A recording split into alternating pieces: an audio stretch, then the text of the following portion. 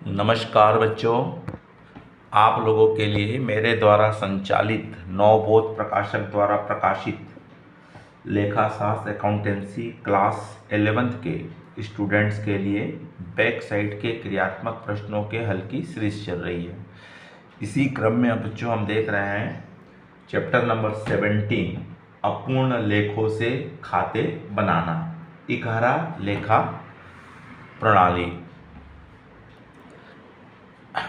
बच्चों, आप इस चैनल को अगर आप पहली बार देख रहे हैं तो तत्काल इस चैनल को सब्सक्राइब कर दीजिए, आइकॉन बेल को पुश कर दीजिए, जिससे कि आपको आने वाले वीडियो की सूचना प्राप्त हो सके। बच्चों, आपको पूर्व चैप्टर्स अर्थात लेखांकन समीकरण से लेकर के अंतिम लेखे तक, फाइनल स्टेटमेंट तक किसी भी प्रश्न का हल चाहिए तो आप प्लेलिस्ट में जाइए और क्लास 11th क्रियात्मक प्रश्नों के हल में आपको प्रत्येक प्रश्न का हल प्राप्त होगा, जिसका मैंने डिस्क्रिप्शन में लिंक दे दिया है। चलिए बच्चों, देखते हैं कि आपका इकहरा लेखा प्रणाली या अपूर्ण लेखा प्रणाली क्या है और इसे किस प्रकार से तैयार किया जाता है। तो बच्चों, इकहरा लेखा प्रणाली जो है अपूर्ण लेखा पद्धति, या इसको हम कहते हैं अकाउंट्स फ्रॉम इनकम्प्लीटेड रिकॉर्ड या सिंगल एंट्री सिस्टम के नाम से ये जाना जाता है। बच्चों, ये पद्धति जो हमारी अकाउंट्स बनाने की जो हमारी मेथड्स हैं, उसमें हमारी मुख्यतः 3 पद्धतियाँ हम या 4 पद्धतियाँ हम लेते हैं। पहली हमारी होती है दोहरा लेखा प्रणाली, डबल अकाउंट सिस्टम, जिससे हम अब तक जितने भी अकाउंट्स बना रहे थे। दूसरी पद्धति होती है हमारी आपकी रोकड़ पद्धति भी कहा जाता है, कैश मेथड, जिसमें आय व्यय को केवल देखा जाता है, कितनी इनकम आई है और कितनी इनकम गई है, जो गैर व्यापारिक संस्थाओं के द्वारा तैयार किए जाते हैं। तीसरी पद्धति होती है हमारी इंडियन मेथड्स, भारतीय महाजनी बही, जो हमारे पूर्वज बहुत कई सालों से हमारे व्यापार में उपयोग में लाई जाती है, जो अपने अपने भाषा आदि में बनाई जाती है, जिसको हम भारतीय महाजन पद्धति कहते हैं। और एक चौथी विधि होती है जो हमारी अपूर्ण लेखा या अभिलेख प्रणाली, अभिलेखों से खाते बनाना या इकहरी लेखा प्रणाली के नाम से जानी जाती है, सिंगल एंट्री सिस्टम से। यह पद्धति बच्चों उन व्यापारियों के द्वारा उपयोग में लाई जाती है जिनका व्यापार बहुत छोटे स्तर का होता है, कम पूंजी वाला होता है। अर्थात हम कह सकते हैं मोहल्ले में जो छोटी छोटी सी दुकानें या टपरी वाले कहते हैं, या फेरी वाले के द्वारा, या सब्जी वालों के द्वारा, पान ठेले वाले के द्वारा, या जो हमारे घर के आसपास फेरी वाले आते हैं, ठेले में सब्जी आदि बेचते हैं, या जो भी छोटे मोटे व्यापार करते हैं, तो इन व्यापारियों के द्वारा भी अपने अकाउंट्स मेंटेन किए जाते हैं, लेखा रखा जाता है। लेकिन उनको उतना ज्ञान नहीं होता है या वो उतने पढ़े लिखे नहीं होते हैं, तो उनके द्वारा जो पद्धति अपनाई जाती है उस पद्धति में दोहरा लेखा प्रणाली, डबल अकाउंट सिस्टम के पूरे नियमों का पालन नहीं किया जाता है। इसलिए उनके द्वारा रखे गए लेखों को हमारे अकाउंट्स में अनकम्प्लीट अकाउंट कहते हैं, अधूरे अकाउंट कहते हैं, अपूर्ण लेखा कहा जाता है, क्योंकि उन्होंने दोहरे लेखा प्रणाली के डबल अकाउंट एंट्री सिस्टम के नियमों का उन्होंने पालन नहीं किया है। बच्चों, इस पद्धति, इसको सिंगल एंट्री भी इसलिए कहते हैं क्योंकि यहाँ पे केवल इनके द्वारा कितना पैसा आया, कितना पैसा गया और किससे कितना पैसा लेना है और किसको कितना पैसा देना है, इसी बात पे उनका पूरा ध्यान रहता है। ये बाकी अन्य मदों को ध्यान में नहीं रखते हैं, इसलिए इनको सिंगल एंट्री सिस्टम भी कहते हैं। तो बच्चों, इनके द्वारा किस प्रकार से अकाउंट्स रखा जाता है, कौन सी पद्धतियाँ उपयोग में लाई जाती है, तो अपूर्ण लेखों से लाभ हानि ज्ञात करने के लिए 2 विधियों का उपयोग किया जाता है। पहली विधि है अवस्था विवरण या पूंजी तुलना विधि के द्वारा, और दूसरी पद्धति है दोहरा लेखा प्रणाली में परिवर्तन करके, conversions into double entry system. तो यहाँ पे दो मेथड्स का उपयोग किया जाता है। तो हम पहली विधि का उपयोग देखेंगे बच्चों। तो इस पहली विधि में सबसे पहले हमको यहाँ पे अवस्था विवरण बनाया जाता है। तो ये अवस्था विवरण क्या होता है? तो एक्चुअल में यहाँ पे इन व्यापारियों के द्वारा जो लाभ हानि ज्ञात किया जाता है उसमें उनको ज़रूरत पड़ती है कि शुरू में उन्होंने कितने रुपए से व्यापार प्रारंभ किया, या कई वर्षों से व्यापार कर रहे हैं तो वर्तमान में उनकी प्रारंभिक पूंजी कितनी है, या कितने रुपए से उन्होंने अपना व्यापार प्रारंभ किया था, जिसको हम ओपनिंग कैपिटल कहते हैं। और वर्ष के अंत में उनकी कितनी कैपिटल है, अंतिम पूंजी कितनी है, तो अंतिम पूंजी की गणना की जाती है। जब उन्हें प्रारंभिक पूंजी और अंतिम पूंजी की स्थिति पता चल जाती है तो हम उनमें दोनों में कंपैरिजन करके हम लाभ हानि ज्ञात कर सकते हैं। अगर अंतिम पूंजी ज़्यादा है और प्रारंभिक पूंजी कम है तो उस व्यापारी को क्या हो रहा है, लाभ हो रहा है।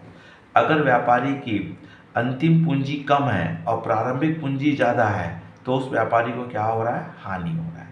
तो अंतिम पूंजी और प्रारंभिक पूंजी ज्ञात करने के लिए ही हमें यहाँ पे अवस्था विवरण बनाया जाता है, स्टेटमेंट ऑफ अफेयर्स बनाया जाता है। ये किस प्रकार से बनेगा बच्चों, इसको हम देखते हैं। तो ये एक प्रकार से जो हमने अंतिम लेखे पढ़े हैं, फाइनल स्टेटमेंट पढ़े हैं, जहाँ पे हमको व्यापार लेखा, लाभ हानि लेखा, स्थिति विवरण, बैलेंस शीट हमने पढ़े हैं। तो ठीक उसी प्रकार से ये बैलेंस शीट के ही आधार पे बनता है। जिस प्रकार से स्थिति विवरण बनाया जाता है उसी प्रकार से हमारा स्टेटमेंट ऑफ अफेयर्स भी बनता है, अवस्था विवरण भी बनता है। तो अवस्था विवरण में कौन कौन सी मदें लिखी जाती है और ये किस प्रकार से बनता है, चलो बच्चों हम देखते हैं। तो सर्वप्रथम अवस्था विवरण में हमें देखते हैं कि उसकी अंतिम पूंजी वर्ष के अंत में या साल के शुरू में उनके पास कितना कैश इन हैंड है। सबसे पहले देखा जाता है वर्तमान में उनके पास कितना कैश इन हैंड है। तो सबसे पहले हमारा आ जाएगा कैश इन हैंड या हाथ में रोकड़। दूसरा देखा जाता है कि उनके पास बैंक में कितना पैसा जमा है, तो कैश एट बैंक। उसके पश्चात देखा जाता है कि उन्होंने कितने रुपए का मार्केट में उधार बेचे हैं जिनसे उनको पैसा लेना है, या किन लोगों ने कितना प्रॉमिस किए हैं कि आपको किस तारीख को पैसा दे देंगे। अर्थात हमको जिन लोगों ने हमको प्रॉमिस किया है या जिनसे हमको पैसा मिलने वाला है उसको हम बिल्स रिसीवेबल कहते हैं, या जिनको हमने उधार माल बेचे हैं जिनसे हमको पैसा लेना है, अर्थात डेप्टर से कितना रुपए लेना है हमको। वर्ष के अंत में हमारे पास क्लोजिंग स्टॉक कितना है, अंतिम रहतिया। और इसके अलावा हमारे पास अन्य संपत्तियां होती है। उन अन्य संपत्तियों में अगर हमने कहीं इन्वेस्टमेंट किए हैं, कहीं हमने एफडी करके रखे हैं, या किसी के कंपनी में हमने पैसा लगाए हैं, या किसी को हमने एडवांस दिए हैं, तो हमारे लिए क्या कहलाता है, इन्वेस्टमेंट कहलाता है। तो हमारे पास कितना इन्वेस्टमेंट है। उसके पश्चात देखा जाता है कि हमारे पास अन्य कोई संपत्तियां हैं क्या। हमारे पास फर्नीचर्स हैं, या हमारे पास मशीन है,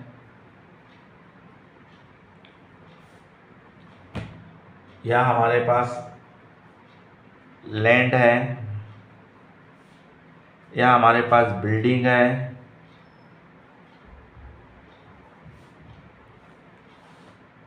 या हमारे पास मोटर कार है,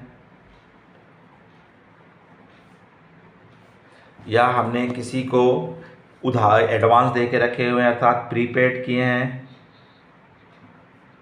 पूर्वगत हमारा एडवांस हमारा जमा है, या हमारे पास एक्रूड इनकम है, हमने अर्न कर लिए हैं लेकिन हमको नहीं मिली है।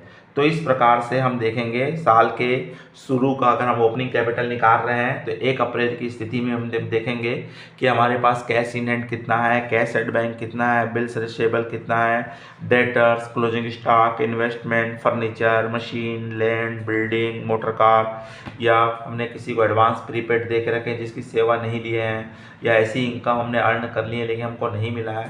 तो ये सब हमारी क्या कहलाती बच्चों, एसेट्स कहलाती है। ठीक उसी प्रकार हम देखेंगे 1 तारीख की स्थिति में या 31 मार्च की स्थिति में हमारे पास अगर हम प्रारंभिक कैपिटल निकाल रहे हैं तो हमको 1 अप्रैल की स्थिति में देखेंगे या 1 जनवरी की स्थिति में, या अगर अंतिम कैपिटल निकाल रहे हैं तो 31 मार्च या 31 दिसंबर की स्थिति में देखेंगे। तो उसके पास देखते हैं कि हमारे पास हमारी लाइबिलिटीज़ क्या क्या है। तो लाइबिलिटीज़ में हमारे पास हो सकता है बैंक ओवरड्राफ्ट, हमने बैंक से एक्स्ट्रा पैसा निकाल के रखे हैं। बैंक ओवरड्राफ्ट के बाद अगर हमने किसी को प्रॉमिस किए हैं कि इतने तारीख को हमको पैसा ले लेना, तो हमने बिल्स पेबल, या हमने किसी से उधार माल खरीदे हैं तो उसको हमको लौटाना होगा, तो क्रेडिटर्स। इसके अलावा अदर हमारी कोई लाइबिलिटीज होती है, अर्थात आउटस्टैंडिंग एक्सपेंसेस, हमने सर्विस ले चुके हैं लेकिन पेमेंट नहीं किए, जिसमें वेजेस हो सकता है, सैलरी हो सकता है, रेंट हो सकता है, या अनअर्न इनकम या अनएक्रूड इनकम, हमने किसी से एडवांस ले लिए हैं लेकिन अभी तक हमने उसको सर्विस नहीं दिए हैं, या हमने बैंक से कोई लोन लिए हुए हैं, बैंक लोन, या किसी मित्र से लोन लिए हैं, तो कोई भी आप लोन लिए हो लाइबिलिटीज़। तो अब इस तरह से फिर इन दोनों का हम डिफरेंस निकालेंगे, दोनों साइड का टोटल करेंगे, तो सामान्यतः हमारा लाइबिलिटीज साइड में ही कम आता है। तो लाइबिलिटी साइड में जो कम आएगा, डिफरेंस अमाउंट आएगी, अंतर की राशि आएगी, वही यहाँ पे क्या कहलाती है, कैपिटल कहलाती है, पूंजी कहलाती है, कैपिटल कहलाएगी। अगर 1 अप्रैल की स्थिति में बनाओगे तो प्रारंभिक पूंजी, और अंतिम वर्ष के अंत की स्थिति में बनाओगे तो अंतिम पूंजी कहलाती है। डिफरेंस अमाउंट होती है अंतर की राशि ही हमारी क्या कहलाती है, प्रारंभिक या अंतिम पूंजी कहलाती है। तो इस तरह से आप यहाँ पे अंतिम या प्रारंभिक पूंजी ज्ञात कर सकते हैं। जब अंतिम और प्रारंभिक पूंजी ज्ञात हो सकती है, हो गई है, तो आप उसके बाद स्टेटमेंट आप प्रॉफिट बना करके हम क्या ज्ञात करेंगे, लाभ हानि ज्ञात कर सकते हैं। अगर केवल हमको ओपनिंग कैपिटल कोई एडजस्टमेंट नहीं है किसी प्रकार का, तो हमारा प्रॉफिट निकालने का हमारा इसका जो फार्मूला होता है आपका closing capital minus opening capital. अगर क्लोजिंग कैपिटल ज़्यादा है और ओपनिंग कैपिटल कम है तो आपको प्रॉफिट आएगा, और उल्टा हो सकता है, क्लोजिंग कैपिटल आपकी कम है और ओपनिंग कैपिटल ज़्यादा है तो आपको क्या हो सकता है, लॉस हो सकता है, तो प्रॉफिट या लॉस भी।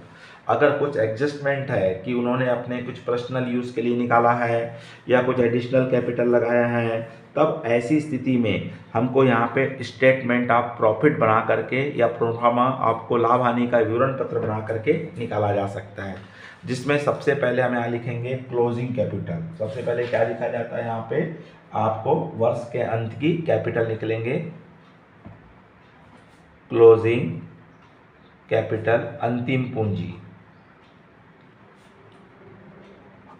तो सबसे पहले आप यहाँ पे अंतिम पूंजी लिखेंगे। इस अंतिम पूंजी में से आपको ऐड करना है, जोड़ना है। अगर आपने किसी प्रकार का पर्सनल यूज़ के लिए कोई भी व्यापार से विड्रॉ किए हैं, ड्राइंग्स, आहरण,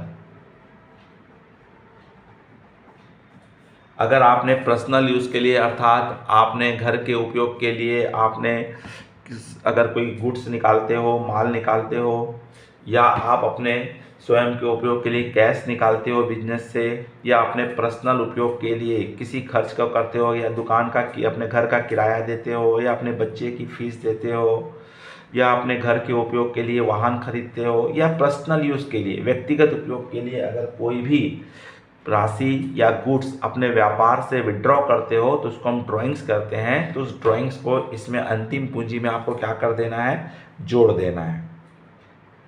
अंतिम पूंजी में क्या करना है, जोड़ देना है। फिर उसके पश्चात इसमें से आपको एडिशनल कैपिटल,